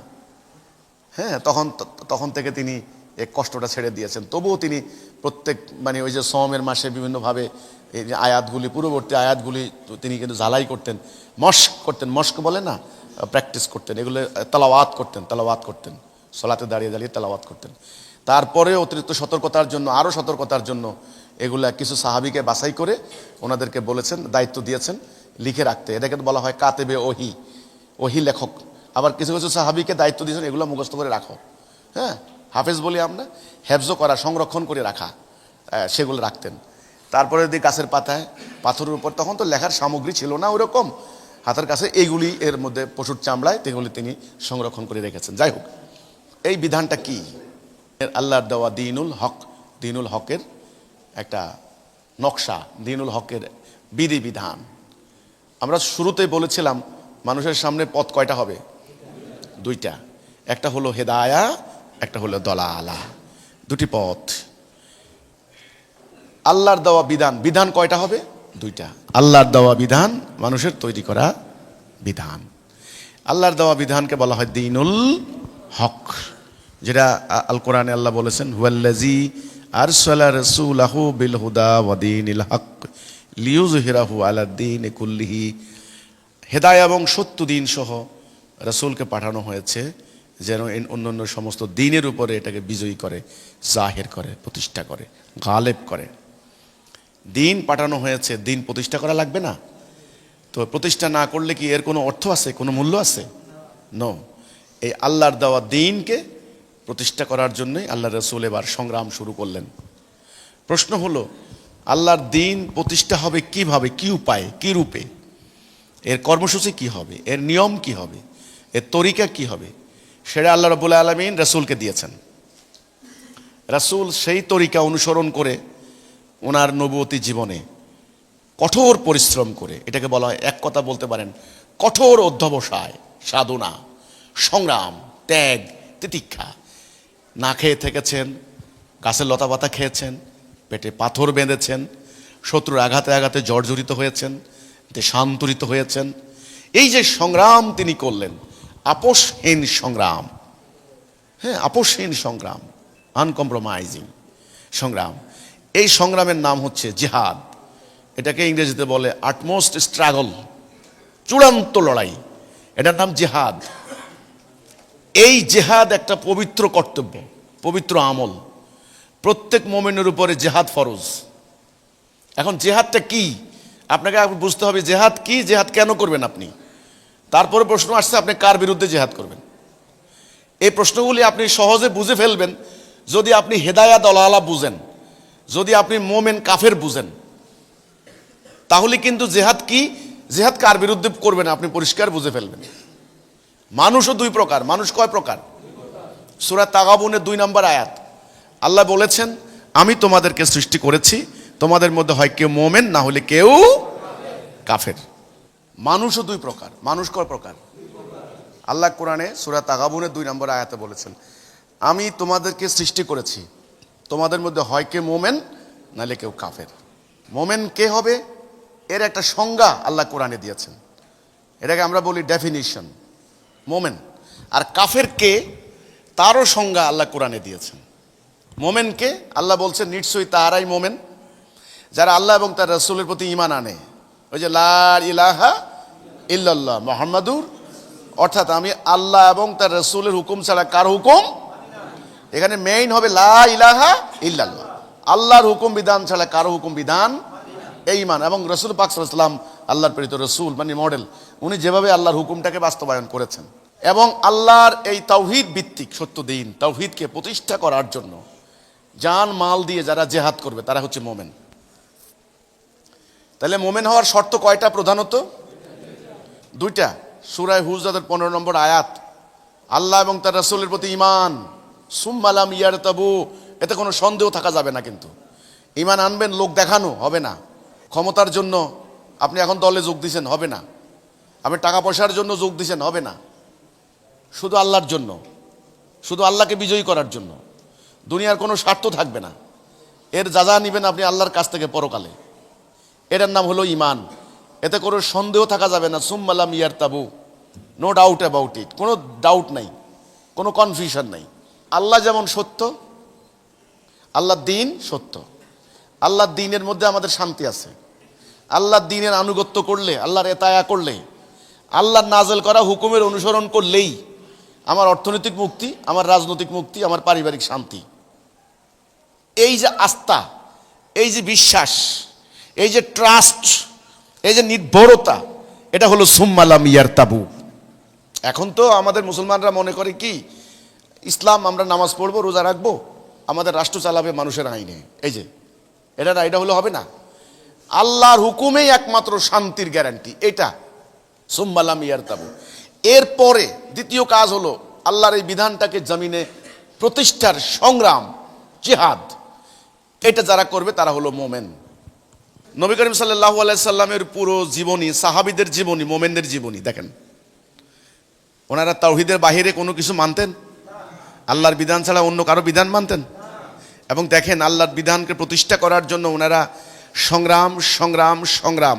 এক রাসূল এক জীবনে ৭৮টা যুদ্ধ করেছেন খালি রাসূলুল্লাহ। আর সাহাবীদের অধিকাংশ সাহাবী কোনো না কোনো রণাঙ্গনে হয় কেউ শহীদ হয়েছেন, নাহলে কেউ আহত হয়েছেন, কেউ রক্তাক্ত হয়েছেন, ঘরে ঘরে ছিল, কেউ এতিম হয়েছে, বা কোনো নারী বিধবা হয়েছে। এই হচ্ছে অবস্থা। মানে রাসূলুল্লাহর সাহাবীদের জীবন অন্যরকম ছিল। সেটা হলো পৃথিবীময় আল্লাহর দ্বীন প্রতিষ্ঠার জিহাদ সংগ্রাম, এর বাহিরে কিছু ছিল না। এখন না মুসলমানরা বিভিন্ন রাজনীতি করে, ক্ষমতায় যাওয়ার জন্য বিভিন্ন রাজনীতি করে, বিভিন্ন পলিটিক্স করে, কিন্তু রাসূলের সাহাবীদের মধ্যে এ ধরনের নোংরা রাজনৈতিক মানে পলিটিক্যাল অ্যাক্টিভিটিস ছিল না। নো, তারা শুধুমাত্র আল্লাহর হুকুমের আনুগত্য করেছেন এবং পৃথিবীতে ইবলিসকে পরাজিত করার জন্য, আল্লাহর দ্বীন প্রতিষ্ঠার জন্য প্রাণান্তকর সংগ্রাম করেছেন, জিহাদ করেছেন। এমনও সাহাবী ছিলেন মদিনায় বাড়ি, মদিনা থেকে বেরিয়েছেন, আর জীবনে যান নাই। আরে ভাই, এর পরেও তো 1000 মানে খ্রিস্টাব্দের পরেও 13 শতকে আমাদের দেশে এই 1000 সালে আসছেন, ধরেন কমরউদ্দিন শাহ, এই যে আপনার নেত্রকোণে আছে, এরপরে সিলেটে হয়তো শাহজালাল আলী ইয়ামিনী রহমতুল্লাহ আলাইহি, খানজানা আলী, এটা কিন্তু 12-13 দশকের ঘটনা। কিন্তু ওই ওই মতো মোহাম্মদীর ঢেউ বলছে, এরা কিন্তু আর বাড়ি ঘরে যান নাই।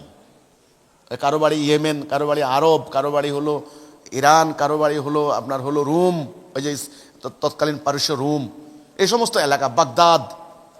আপনার এইভাবে কিন্তু পুরো বাংলাদেশের বিভিন্ন আনাচে কানাচে দেখবেন মুজাহিদদের কবর এখনো আছে, যাদেরকে মাজার বলে মানুষ বিভিন্নভাবে এটা এখন ইয়ে করে, কি বলে এটাকে, বিভিন্ন ধরনের ব্যবসা বাণিজ্য শুরু করে দিয়েছে। মাজার আসলে তো এটা নয় সেই অর্থে। আর মাজার কথাটাও কিন্তু ফার্সি, মাজার কথাটা মানে কবর, কবর এটাও কিন্তু ফার্সি। এখানে সিন্নি খাওয়া হচ্ছে, এখানে নানান ধরনের বেদাতি কার্যক্রম হচ্ছে, ওকে, কিন্তু আসলে কিন্তু ওনারা কিন্তু নিরবচ্ছিন্ন লড়াইয়ের মাধ্যমে একটা স্যাক্রিফাইস, অনেকে বিয়ে শাদী পর্যন্ত করেন নাই, শহীদ হয়ে গিয়েছেন অধিকাংশ। এই অত্র অঞ্চলে হিন্দু রাজাদের পাল বংশ, সেন বংশ ছিল, দেখা যাচ্ছে বৌদ্ধদের রাজত্ব ছিল, এগুলিকে পরাজিত করে লড়াই করে রণাঙ্গনে রক্ত দিয়ে জীবন দিয়ে বাপমার কাছে জীবনে আর যাইতে পারে নাই, লাশ পর্যন্ত যায় নাই।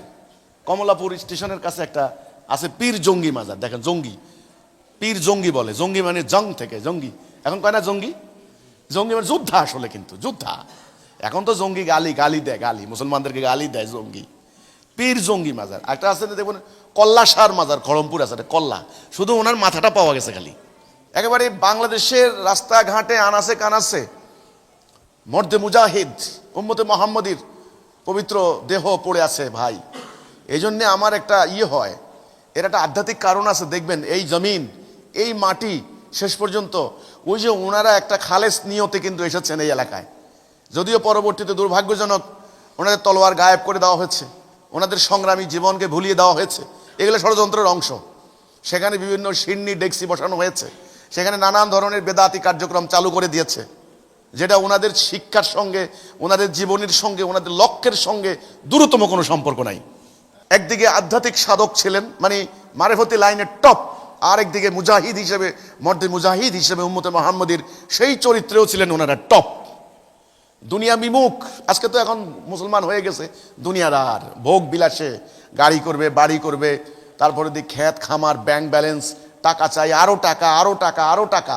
অথচ সেই মর্দে মুজাহিদরা আপনারা শুনলে হতবাক হয়ে যাবেন, ওনাদের নামের আগে সুলতান ছিল। কোন সুলতানের বাবা নিজেও কিন্তু সুলতান ছিলেন। সুলতান মানে তৎকালীন সালতানাত, মানে সম্রাট ধরেন না, আজকালকার সম্রাট কেমন হয়, সেই ছেলে এই রাজত্ব, এই প্রিন্স, তিনি প্রিন্স ছিলেন। রাজ পরিবারের ভোগ বিলাস, সোনা দানা, হীরা জহরত, নারী, এ সমস্ত কিছু মানে দূরে ঠেলে দিয়ে আল্লাহর দ্বীন প্রতিষ্ঠার জন্য তারা বেরিয়ে গেছেন, তলোয়ার হাতে নিয়ে, কোরআন হাতে নিয়ে তারা চলে এসেছেন। এই বাংলায় না হলে ইসলাম আসতো না। এই বাংলায় ইসলাম আসছে সেই মর্দে মুজাহিদদের সংগ্রাম, সশস্ত্র সংগ্রাম, লড়াই, জিহাদ এবং পবিত্র রক্তের বিনিময়ে। এই জন্য আমি বলি, বাংলাদেশের মাটিকে নিয়ে ষড়যন্ত্র করে কোনো লাভ হবে না। দেখবেন শেষ পর্যন্ত এই মাটিতে আল্লাহর 70 দিনের বিজয় হবে ইনশাআল্লাহ। অনেকগুলি ভবিষ্যৎবাণীমূলক হাদিস আছে। হিন্দের পূর্বের একটি সবুজ শ্যামল ভূমি থেকে আল্লাহর দ্বীনের আবার পুনর্জীবন লাভ করবে। শুধু তাই নয়, গজওয়াতুল হিন্দের ব্যাপারেও অনেকগুলি হাদিস আছে। হিন্দুস্তানের লড়াইয়ের নিয়ে, মোমেনদের সাথে কাফেরদের লড়াইয়ের ভবিষ্যৎবাণী আছে। তো সেখানে মোমেনদের বিজয়ের সুসংবাদ আল্লাহ রাব্বুল আলামিন দিয়েছেন। কাজে এই মাটিকে নিয়ে যতই অপরাজনীতি করুক, যতই ধর্মের নামে ব্যবসা করুক বা স্বার্থ উদ্ধার করুক, কোনো লাভ হবে না। যতই সাম্রাজ্যবাদী ষড়যন্ত্র করুক চলুক, আগ্রাসী তৎপরতা চলুক, আমার আত্মবিশ্বাস, আমার মন বলে এখান থেকে সত্যের উন্মেষ ঘটবে ইনশাআল্লাহ।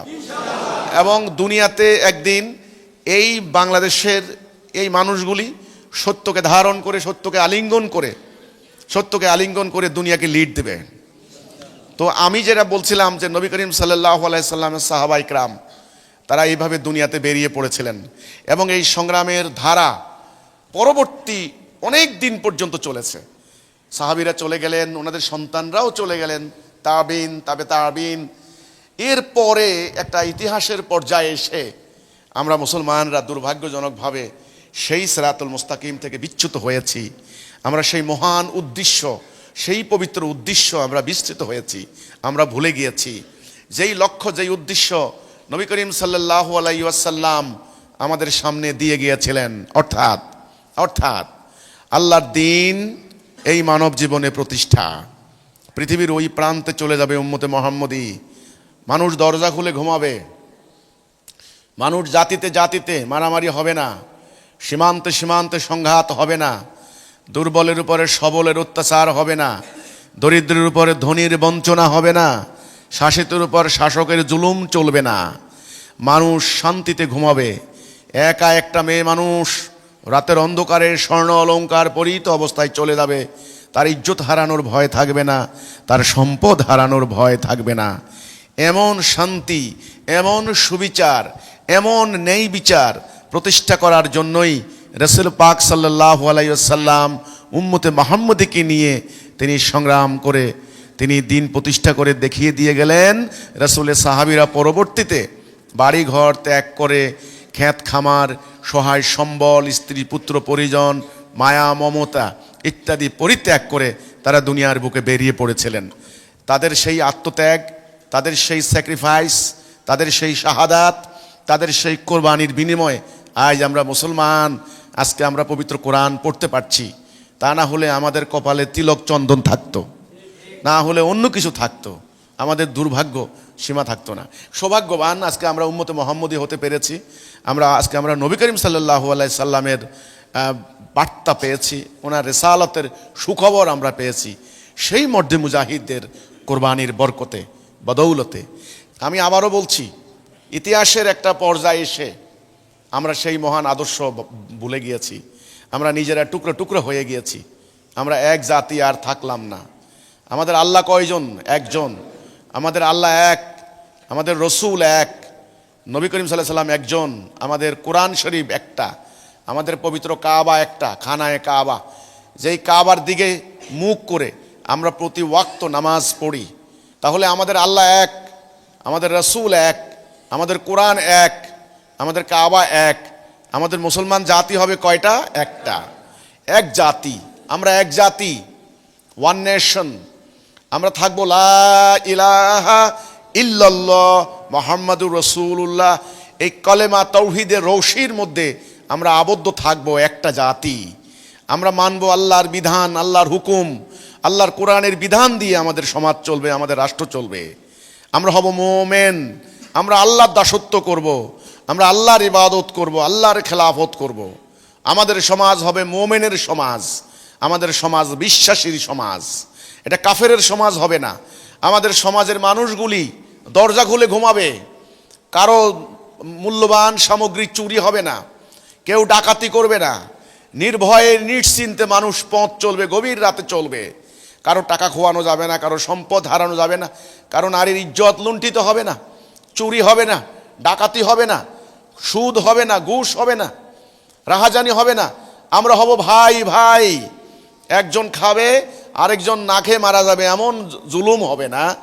আমাদের এখানে যারা রাষ্ট্র পরিচালনা করবে তারা জনগণের সম্পদ লুণ্ঠন করে নিয়ে বিদেশে পাচার করবে না, হ্যাঁ, তারা দুর্নীতি করবে না, লুটপাট করবে না, অপরাজনীতি করবে না।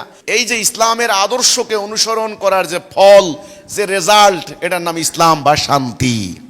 এই মহাসত্য আল্লাহ রসুল দিয়ে গেলেন আমাদেরকে, কিন্তু দুর্ভাগ্য আমাদের, হতভাগা আমরা সেই আদর্শ আজকে ধরে রাখতে পারলাম না। তো এখন আজকের এই পবিত্র এই রজনীতে, লাইলাতুল বারাত, আমাদের এই শবে বারাতের এই রজনীতে আমি আপনাদেরকে, যারা আজকে মুসল্লিরা এখানে সমবেত হয়েছেন, আমি আপনাদেরকে অভিনন্দন জানাই। আপনারা খাস করে আল্লাহর কাছে আজকে দোয়া করেন। আজকে নয় কেবল, প্রতিদিন দোয়া করবেন। আজকে স্পেশালি আল্লাহর কাছে খাস করে দোয়া করেন যে আল্লাহ রাব্বুল আলামিন, তুমি আমাদেরকে হেদায়া দিয়েছো। আল্লাহ আল্লাহ আমরা ধন্য, আমরা তোমার নবীর উম্মত হতে পেরেছি। আমরা এখন সংগ্রাম করে তোমার দেওয়া সত্য দিন, দিনুল হক, এই দুনিয়াতে প্রতিষ্ঠা করতে চাই। আপনারা জানেন এই শবে বরাতের এই পবিত্র রজনীতে আমাদের প্রতিষ্ঠাতা ইমামুজ্জামান জনাব মোহাম্মদ বাইজিদ খান পান্নী, তিনি দুনিয়াতে আবির্ভূত হয়েছেন। তিনি জন্মগ্রহণ করেছেন কিন্তু এই রজনীতে, ভোর রাত্রে, মানে শবে বরাতের এই রজনীতে। কাজেই এই দিন আমরা ওনার প্রতি আমরা দোয়া করব, সালাম পাঠাবো। আল্লাহ যেন ওনাকে জান্নাতের সর্বোচ্চ মাকাম দান করেন, আল্লাহ যেন ওনাকে জান্নাতুল ফেরদাউসের সর্বোচ্চ মর্যাদা দান করেন। তিনি এই কর্মসূচি আমাদেরকে দিয়ে গেছেন। তো সম্মানিত ভাই ও বোনেরা, আজকের এই শবে বরাতের এই রজনীতে আল্লাহর কাছে আমরা দোয়া করব। আল্লাহ রাব্বুল আলামিন, যেই জাতিকে তুমি সেরা জাতি বলে আখ্যায়িত করেছ, কুনতুম খায়রা উম্মতি উখরিজাত লিন-নাস তা'মুরুনা বিল মারুফ ওয়া তানহাউনা আনিল মুনকার, তোমরা সেরা জাতি, তোমাদের উত্থান ঘটানো হয়েছে, তোমরা সৎ কাজের আদেশ দিবে, অসৎ কাজ থেকে নিষেধ করবে। আমরা সেরা জাতি। আমরা আজকে অন্য সব জাতির মার খাচ্ছি। আমাদের ফিলিস্তিনের ভাইয়েরা আজকে কচু কাটা হয়ে যাচ্ছে, কোনো বিচার নাই। আমাদের মিয়ানমারের মুসলমানদেরকে বের করে দিয়েছে, দুনিয়ার কেউ কোনো নিন্দা পর্যন্ত করছে না। সারা দুনিয়াতে আজকে মুসলমান লাঞ্ছিত, অপমানিত। আল্লাহ কোরআনে বলেছেন, তোমরা ঐক্যবদ্ধ হও, ওয়াতাসিমু বিহাবলিল্লাহি জামিআ ওয়ালা তাফাররাকু, তোমরা ঐক্যবদ্ধ হও, তোমরা আলাদা হইও না, টুকরা টুকরা হইও না। আমরা আজকে মার খাচ্ছি শুধু টুকরা টুকরা হয়ে যাওয়ার কারণে। আমাদের হাজার হাজার পীর, এক এক পীরের এক এক তরিকা, এক এক দলের এক এক কর্মসূচি, এক এক সাইনবোর্ড। আল্লাহর কাছে বলেন যে আল্লাহ, তাড়াতাড়ি এই উম্মতকে আল্লাহ তুমি তাওহীদের মধ্যে ঐক্যবদ্ধ করে দাও। আজকে দেখেন আমেরিকা দুনিয়াতে মাতব্বরি করে। আমেরিকার রাষ্ট্রীয় নাম হচ্ছে USA, the United states of America. United মানে কি? ঐক্যবদ্ধ। তারা 50টি অঙ্গরাজ্য ঐক্যবদ্ধ হয়েছে, আজকে তারা দুনিয়ার মাতব্বর। অথচ আল্লাহ রাব্বুল আলামিন আমাদেরকে ঐক্যবদ্ধ হতে বলেছেন। আমরা 55টা রাষ্ট্র, খালি মুসলমান সংখ্যাগরিষ্ঠ। আজকে আমরা যদি ঐক্যবদ্ধ হতে পারতাম, দুনিয়া আমাদের কথা চলতো। কিন্তু ঐক্যবদ্ধ হওয়ার জন্য দড়ি হচ্ছে একটা, লা ইলাহা ইল্লাল্লাহ মুহাম্মাদুর রাসূলুল্লাহ। এই হচ্ছে ঐক্যবদ্ধ হওয়ার দড়ি, সুতা। আল্লাহর কাছে বলেন যে আল্লাহ এই জাতিকে তাড়াতাড়ি ঐক্যবদ্ধ করে দাও আল্লাহ। আল্লাহর কাছে শুধু এটা বলেন যে তোমার নবী আখিরি নবী রাহমাতাল লিল আলামিন এত কষ্ট করে জাতিকে ঐক্যবদ্ধ করে দিয়ে গেলেন।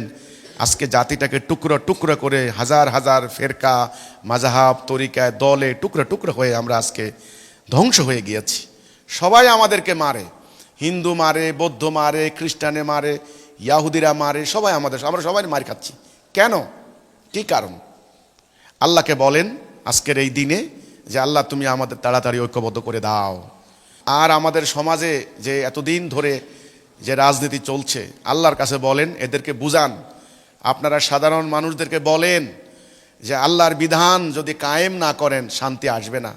দয়া করে আপনারা আল্লাহর ওয়াস্তে আপনারা এই ধাপ্পাবাজের রাজনীতি ক্ষান্ত দেন, বন্ধ করেন। এই ধোঁকাবাজের রাজনীতি বন্ধ করেন, ক্ষান্ত দেন। দয়া করে এই শয়তানের কার্যকলাপ, উসওয়াসা, এগুলি বন্ধ করেন। আসুন আল্লাহর খেলাফত করেন। আল্লাহর দিনুল হক যেটা রসুল সংগ্রাম করে কায়েম করেছেন, আল্লাহর কোরআনের বিধান, আল্লাহর হুকুম, এটা কায়েম করেন, এটা বাস্তবায়ন করেন। এটা সাধারণ মানুষকে বলেন। হ্যাঁ আমি জানি বলতে গেলে আপনাদেরকে গালাগালি করা হবে, আপনাদেরকে মারতেও পারে, আপনাদের উপর অত্যাচার হতে পারে, জুলুম করতে পারে। সেটা তো আমাদের নবী করিম সাল্লাল্লাহু আলাইহি সাল্লামের উপর হয়েছে। কাজেই নবীর সুন্নত খালি মিষ্টি খাওন সুন্নত, রসুল তো গালিও খেয়েছেন, খাননি? খেয়েছেন সত্যের জন্য, আল্লাহর জন্য। সেটা আপনারা বলেন। নবী করিম সাল্লাল্লাহু আলাইহি সাল্লাম ফরমায়া আছেন, আনামরুকুম বিখামসিনাল্লাহু আমারানি বিহিন্না। আল্লাহ আমাকে 5টি কাজের আদেশ দিচ্ছেন, আমি তোমাদেরকে দিয়ে যাচ্ছি। 1 নম্বরে তোমরা ঐক্যবদ্ধ হও। বলবেন যে হে মুসলমান, আজকে তাড়াতাড়ি আপনারা ঐক্যবদ্ধ হন। এত তরিকা, এত ফেরকা, এত মাযহাব নয়, একটা মাত্র দল হবে, সেটা হবে উম্মতে মুহাম্মদী। ঐক্যবদ্ধ হন।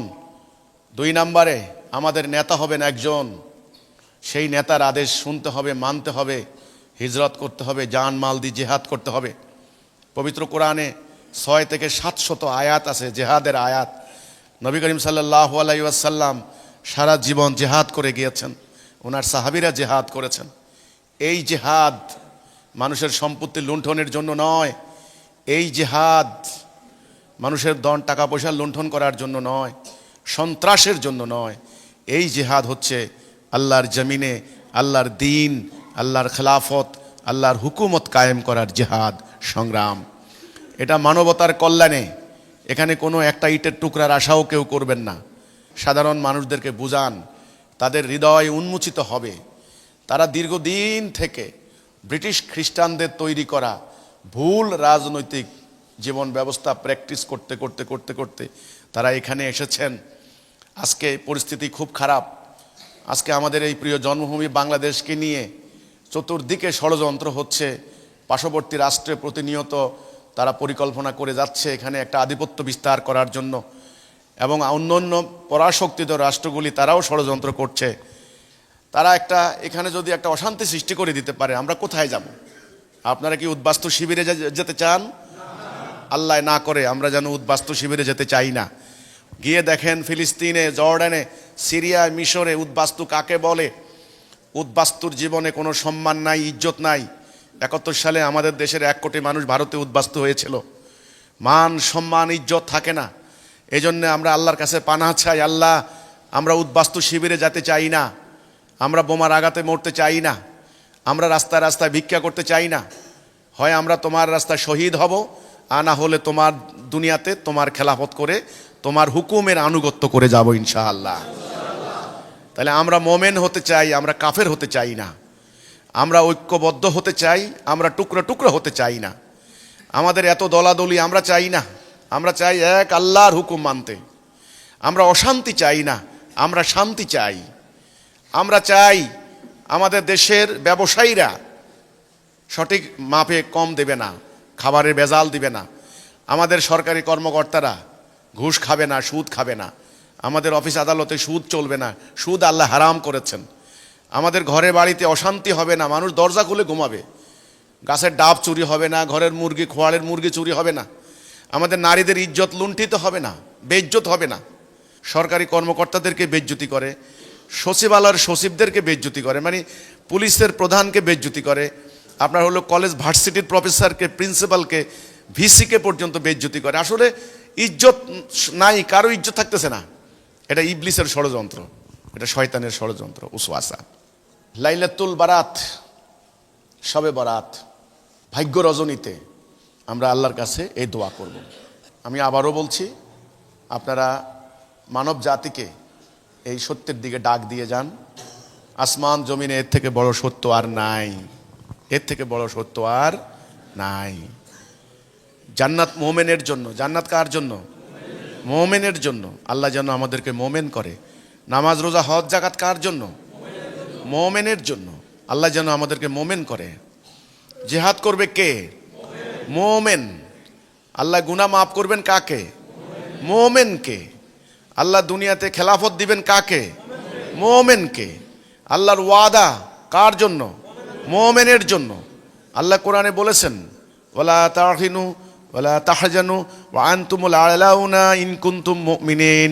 তোমরা হতাশ হইও না, তোমরা নিরাশ হইও না, তোমরা বিজয়ী হবে যদি তোমরা মোমেন হও। ওয়াকানা হাক্কান আলাইনা নাসরুল মুমিনিন। মোমেনদেরকে সাহায্য করা আমার হক, অধিকার। আল্লাহর হক খেলাখেলি নয়। ওয়াদান আলাইহি হাক্কান ফিত তাওরাত ওয়াল ইনজিল ওয়াল কুরআন। আল্লাহ বলেছেন আমার ওয়াদা হক, সত্য। ওয়াদাল্লাহুল্লাযীনা আমানু মিনকুম ওয়া আমিলুস সালিহাতি লা ইস্তাখলিফান্নাহুম ফিল আরদ। আমি ওয়াদা দিয়েছি যারা ঈমান আনবে, আমলে সালেহ করবে, পৃথিবীতে তাদেরকে আমি কর্তৃত্ব দেব, খেলাফত দেব। তাহলে আল্লাহ খেলাফত দিবেন কাকে? মোমেনকে। বিজয় দিবেন কাকে? মোমেনকে। গুনাহ মাফ করবেন কার? মোমেনের। আল্লাহ রাব্বুল আলামিন আমাদেরকে মোমেন হওয়ার তৌফিক দান করুক। আমরা মোমেন হতে চাই। কি হতে চাই? মোমেন হতে চাই। আখির নবীর উম্মত হতে চাই। আমরা দুনিয়াতে কারো দাসত্ব করব না, একমাত্র আল্লাহর দাসত্ব করব। কারো আনুগত্য করব না, একমাত্র আল্লাহর আনুগত্য করব। নাকি? কারণ আমরা ইন্তেকালের পরে আল্লাহর কাছে যাব। আমরা কোনো নেতা কর্মীর কাছে যাব নাকি? আল্লাহর কাছে। জমিন কার? হুকুম চলবে কার? আল্লাহর। আল্লাহ রাব্বুল আলামিন আমাদেরকে সৃষ্টি করেছেন, আবার আমরা তার কাছে চলে যাব। ইন্না লিল্লাহি ওয়া ইন্না ইলাইহি রাজিউন। আমরা যেখান থেকে এসেছি আবার সেখানে যাব। কাজেই হুকুম মানবো আল্লাহর, আদেশ মানবো আল্লাহর, খেলাফত করব আল্লাহর, ইতায়াত করব আল্লাহর, এবং আমরা শান্তিতে থাকবো। আমরা ইবলিসের হুকুম মানব না, মানুষের তৈরি হুকুমের আনুগত্য করব না।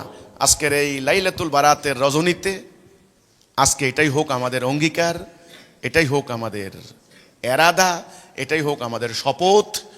আপনারা আল্লাহর কাছে এই শপথ করবেন যে আল্লাহ তুমি আমাদের এই মাটিকে নিরাপদ করে দাও, আমাদের তাড়াতাড়ি ঐক্যবদ্ধ করে দাও, আমাদের মানুষগুলিকে আল্লাহ তুমি ঈমানের পথে ঐক্যবদ্ধ করো।